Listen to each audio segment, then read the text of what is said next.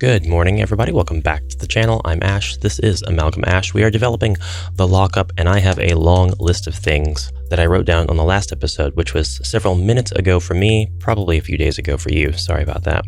So we need to add music and ambiance to the map. That is number one. So let's do that. Where I work, we have a building-wide like radio, and it's set to like Sirius XM or something. So we're gonna do that here. Kind of wish that we had, no. Let's go to add assets and let's go to music, or DLC rather. And there's the 8-bit sound pack, which I don't want. See if we can get like the dignified fantasy music. I'll just go ahead and get both and we'll call that good. And then hair's getting in my face. We'll go into the map settings here and we can get both music and environmental sound. So we're going to do that. Hellfire doesn't sound too bad. Steam engine doesn't sound too bad. We'll just do that. It'll be on a loop. And the music, we're going to do, no. I didn't know that was dignified fantasy music tracks. That's nice. No. It's kind of fun, but no. Oh, I like that a lot, but not for this game. I really like that. No,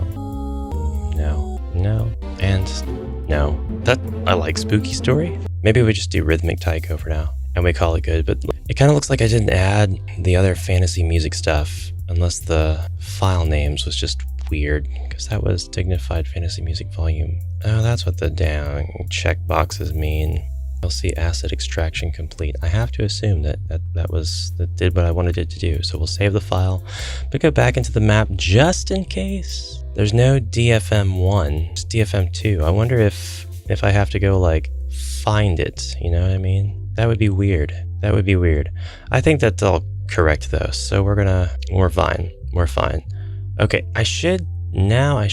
why do we say that we have normal and unspecified camera settings when I'm pretty sure I had both of those set? Is that the reason why I have weird camera issues when I try to fix the cutscene? I won't worry about that yet. I'm gonna go ahead and check this off my list. I've added the music and the ambience to the map.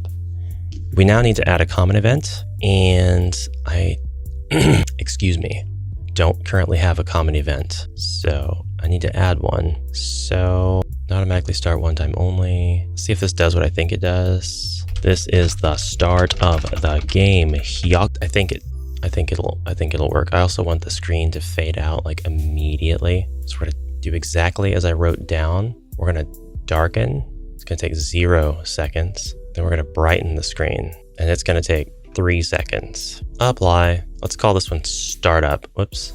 Startup, and now we'll play test. Got a couple things to check here. So play test while you're bug fixing, play test while you're doing everything. Make sure that nothing has unintended consequences. That's exactly what I wanted. So the common event works. Where's my actual common event that's controlling the camera? The common event that is in the, it's right here. This is not a common event. This is one with a trigger that's like just start automatically. The common event that I have assigned to, the game's start takes precedence over the one I put on the map. So when the scene fades back into view and the darkness goes away, we are in the map's settings of where that camera should be by default, which is a third-person camera. So I said this common event. This is not a common event though. Technically, it's just an event with an automatic start on the map.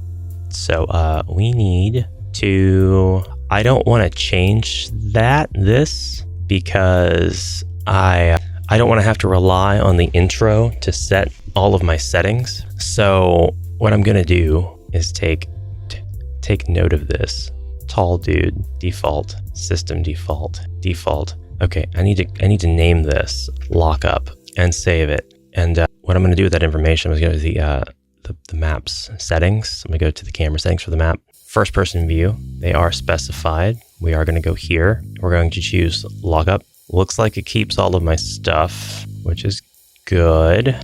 We'll say okay. It's 28 and 1.2, right? We're going to disable camera switching. We won't disable the zoom and angle controls though. We'll keep those for the comfort of the player. You, my friend, are 28 and 1.2. Okay, so that should fix that. We need dialogue. It's Friday the 14th at 6 p.m. I'm avoiding Friday the 13th. So we're going to go back to our common event. Finally, It's Friday. Paste. Friday the 14th, 6 p.m. 6 o'clock p.m. It's my last shift for the week. That's good. That's good. Maybe one more. Time to lock this place up. I will not wait until complete for that.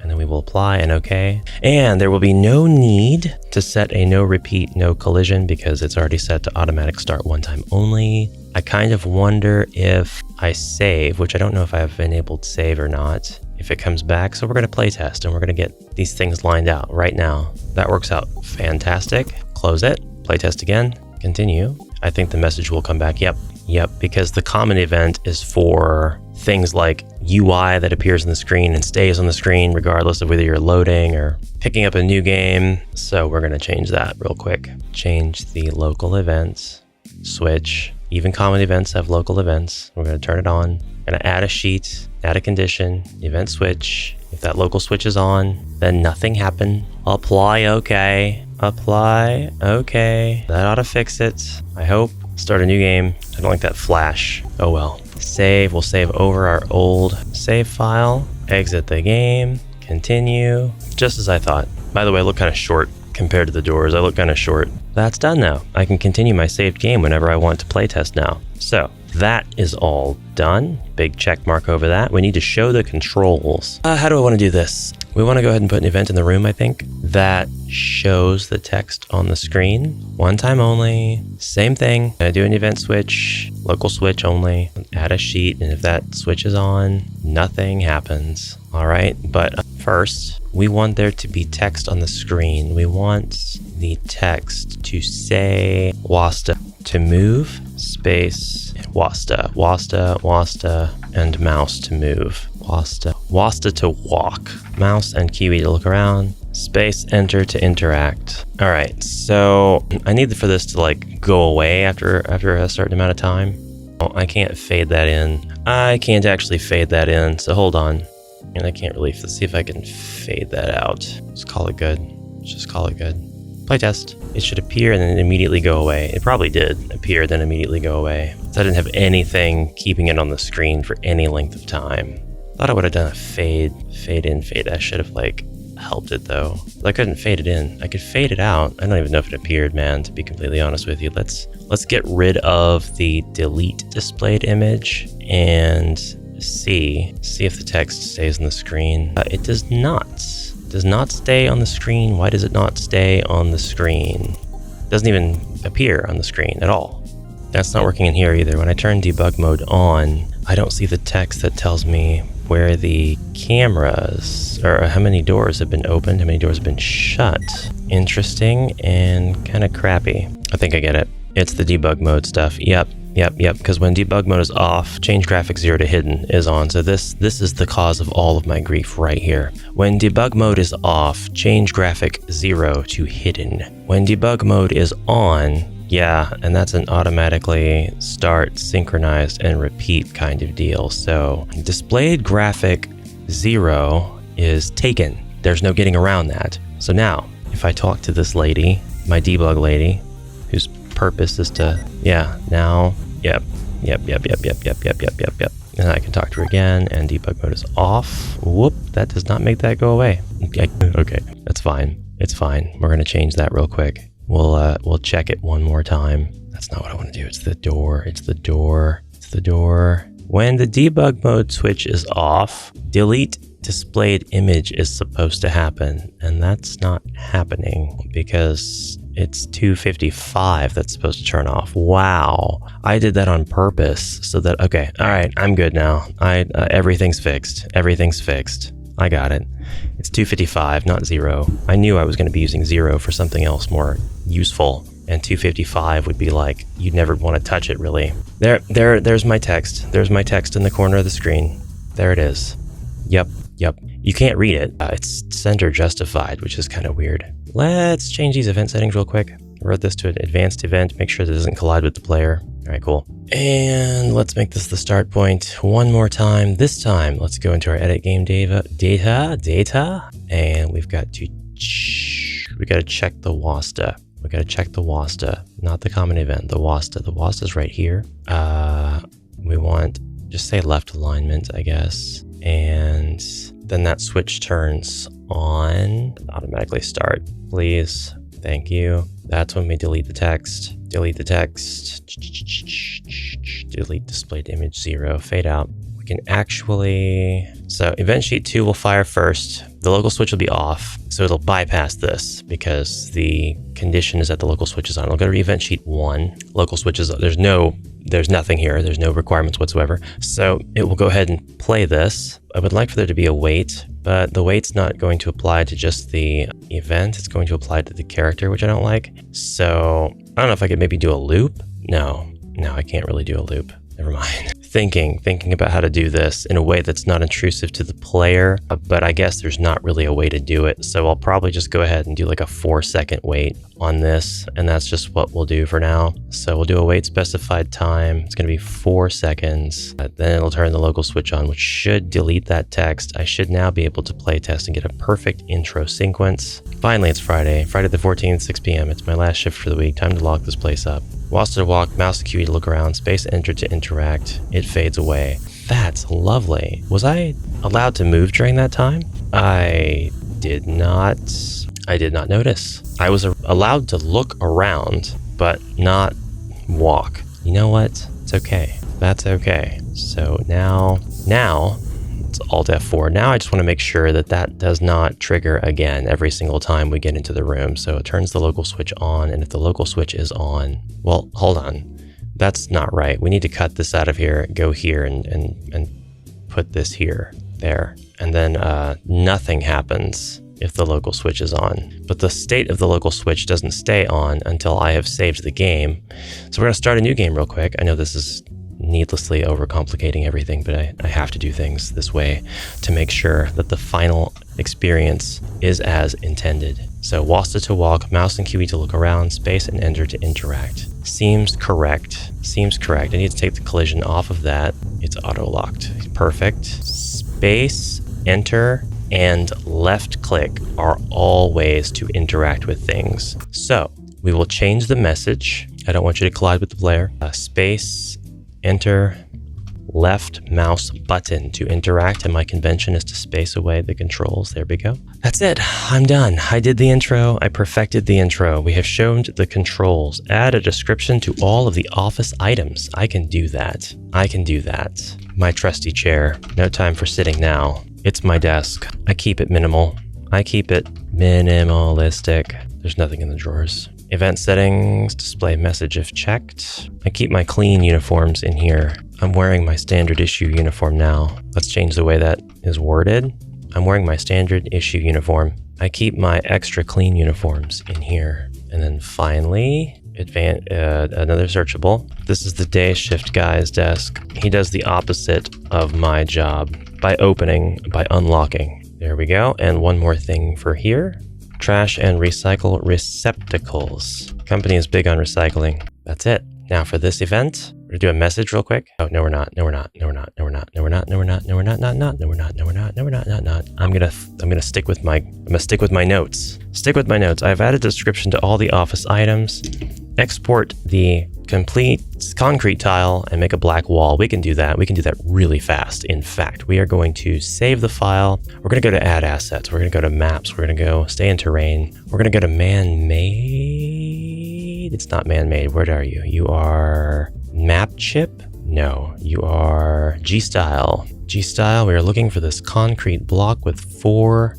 I think it's you. I think it's wall concrete, if I'm not mistaken. Yep.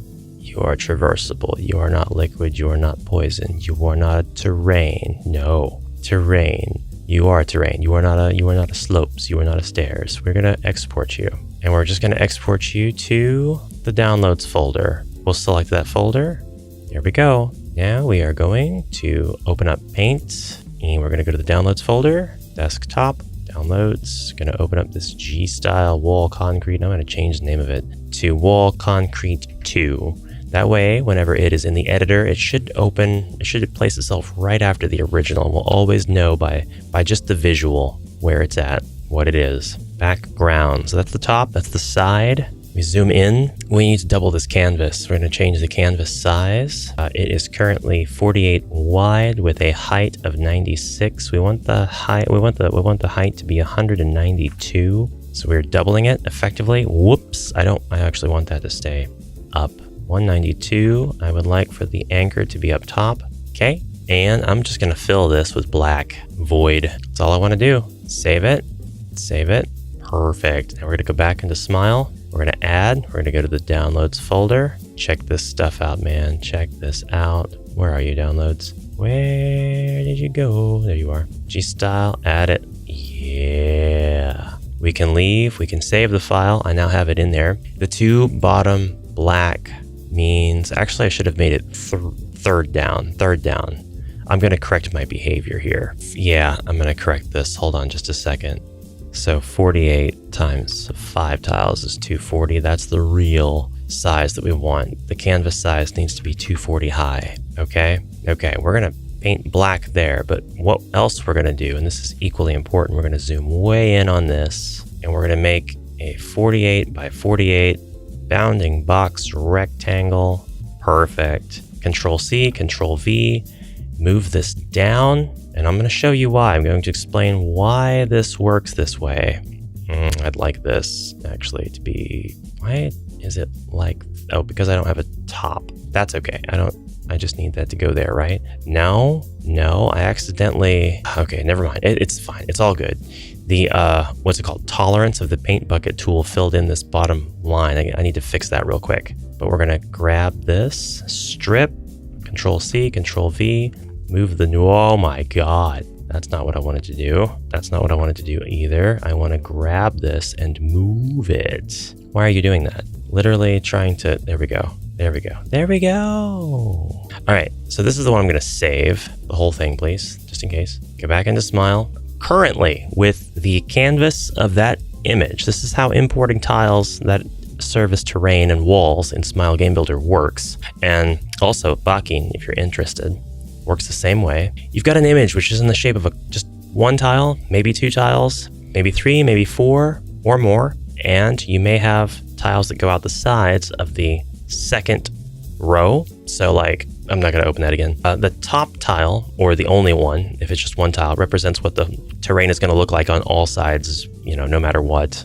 It's going to look like that, like this concrete block. And if you have a second tile, that's what it's going to look like from the wall side of it down. So as soon as you go here, for example, this is what the initial image will look like. When you raise it up, whatever you've got in that second row is going to be what all the faces look like all the way around. And if you want the other faces around the block to look differently, you will add more images on that second row that are also terrain shaped, cube shaped. And you will continue to do this. Third row will look like whatever the next block is that you have. There are examples of this in a couple of different tiles, but they don't all look the same because Smile knows how to interpret a 48 by 96 image versus a 48 by 240. Anyways, if none of that made sense, just know that when I go into terrain and I go into G-Style and I go into, not G-Style, where's my tile? Map SF, where's my tile? There it is. This is the normal, this is mine. And if I replace this here, it's the second one down. The third tile is gonna be here. So this is the first tile in the Paint Shop image that I just had open. It's not Paint Shop, it's paint.net. The second and the third. And I realized that as soon as I imported without even using it, because I remembered that the top represented the top tile, the floor side of things, not the wall side. So luckily I have fixed that error, and I am going to add assets. This has the exact same name as it did before. So we go in here, grab it again. We're going to overwrite it. And now, as a matter of fact, when we overwrite or load the map back in, that's fixed. It's third down instead of second down. The other thing we need to do is set this to not be rounded. I don't know why we can't export that data with the image. I guess it's fine. It actually makes things pretty easy. So when I exported this tile, it didn't take the data with it that it should not be a rounded tile. And I need to fix that right now and tell it that this tile also does not need to be a rounded tile. And we just click that, unclick the round edges, It is still traversable. Everything else is still the same. Close it out, and now that's going to fix itself and be straight. Fix itself and be straight. We're done. We can now, it's a variety of things we can do at this point. We can go, and we've got black square on that side of the door, so we're good there. We need to go to this door, and then take that and just replace it. We can see that subtle little shift right there. There's a little black that we can see from our perspective up here above the door, where once there was not before. Check it out right there. The old tile is right here. Behind the door is all concrete.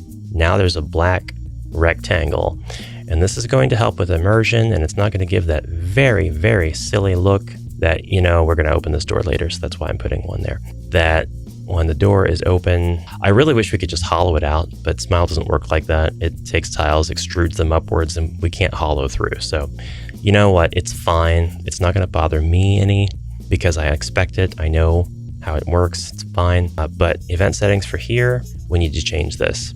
We need to change you. We have a graphic change to open, and then you are set to stay open, but you need to be that. Yeah. And we're not technically leaving the map, so that's persistent. And then I would like to, there's something else. There's another way of doing this. Oh, I can check that off of my list though. Add description to, what does that say? Add descriptions to hallway, lock door message in hallway. I guess I can do that. Add description to the hallway, add descriptions to the hallway, add description to hallway. Event settings, display the message. Yeah, that counts. It's looking at the picture. The boss sure likes art, even strange art. Event settings, searchables. I can't see through this window. It's tinted somehow. All right, this is not, the column here is not an object, so I can't add a description to it. It's actually a tile. Oh, this is a good example though, of a tile that has a very long column. Whenever you open this up in a paint shop program, it's going to look like this. In paint.net, Photoshop, whatever. I say paint shop, man, I'm showing my age. I use paint.net now because I just vastly prefer it. But here's what the top tile will look like, followed by the second one from the top, followed by the third one from the top, followed by the fourth. Actually, the third one from the top is the last unique one because the rest of them are going to look like that, right? So yeah, 1, 2, 3, and then 4 on down is going to be different, whatever. Doing this, you can create very long pictures on these columns and have them be like really immersive pieces of scenery for your game. So this does what exactly? Changes the event's graphic back after the teleport. Perfect. Changes it right back to keep closed. That's what we'll do then. So we've got your event settings. We change that right back. I love that. That's so clever and simple. Just change you right back to keep close. Keep close. Thank you. Love it. I don't know if I love that it opens inward. Oh, it shouldn't. It shouldn't open inward. Or maybe it does. I don't know. And then event settings. Just go ahead and paste that right in there. Stays in the memory. Change you to keep close. Thank you. Okay. I think I fixed the doors. I'll put a check mark over that. The hall door, maintain orientation. Oh, I did add descriptions to the hallway stuff, but I'm going to go back into the hallway and just make sure I got the other side. Event settings for the picture, right? Yeah. Go ahead and do a message check. This picture is creepy. Probably the boss's daughter drew it. Okay, we'll do one more here. Event settings, okay. The boss does love his parties. This is corporate Christmas cosplay. This is a corporate Christmas cosplay event. Sounds so cringe. Sounds so utterly ridiculously cringe. Just keep it like that, because yep, that makes sense to me. Add descriptions to hallway. I can check that. We need to fix the orientation of this door here. Yeah, we need to maintain the orientation. There we go. Perfect. That's it, guys. I think we've done a lot here. Where's the music? I thought I had music here. I do have music here. Was the music playing? I don't remember. I remember hearing the music. That's going to be another annoying bug I'm going to have to fix. The door from the plant. Fix it. Door from plant. Fix. That's going to be this door. You saying there's no, oh, yep, there's nothing. So I'm going to take this door and copy it and paste it here. So all of the legwork is pretty much done. Go back here, delete this door because it's just an object, I guess. Put this one up against the frame and then make the teleport destination there. It should be fine now. So now with all of that done, Door from plant fixed. That's fixed. Add message to locker. Already got my stuff. I'm going to do that too, because I can do that. That's easy. That's an easy one. It's a very easy one. We'll go ahead and go to the event settings. Local switch is on. That turns the local switch on. I should not be able to... Yeah, local switch on. I already got it. Display a message. I already got my stuff from this locker. Kind of wish I used it more. Perfect. I think we're good. We're going to test play this now. Feeling really good about this. Play test. Maximize with F4. Finally, it's Friday. It's my last shift for the week. Time to lock this place up. WASD to walk. Mouse to Q to look around. Space enter. Left mouse button to interact. I think that's a good amount of stuff. The stay shift guy's desk. Wearing my standard issue uniform. Trusty chair. Good. That works. There is music. Oh, I need to add... Okay, I need to add the tile that I got to this. And I got to do the radio yet, but we're still testing. We're just bug testing. Okay. Good. Good. Cool. I need to turn the... take the collision off these pictures. And I'm going to do that stuff right now before I forget. So, event settings. Advanced event. That's why. Because they are advanced events. Because they're placeholder. So if I'm going to be doing that, then I need to convert them to advanced event. Then I need to take that collide with player off, because these are things that are on the wall. If somebody's trying to walk past them and they can't, they're going to be very confused, especially if it's like a YouTuber or something, because we are not the most cognizant bulbs in the woodshed. Okay, so that's all good now. I'm going to go ahead and grab my homemade tile that I made right here. We'll place one here. We'll place one here. We'll place one here. We'll place one here. We're pretty much done with the session now. I've got a couple to-do items that I'll add to my to-do list in the bookshelf here, but otherwise we're finished. So thanks so much for watching, and we will continue this project when next we play / explore. Why did I say play? When next we develop this game. Oh, and I got to move this stuff out of the way too. So to-do list for next time is going to be change music, because I don't like that. Arrange machinery in plant. Create plant cinematic. Then add radio to beginning room. These are larger tasks because message lock, remember I got my stuff. Got that. That's done. Lock door message in hallway. 5 things. 5 things.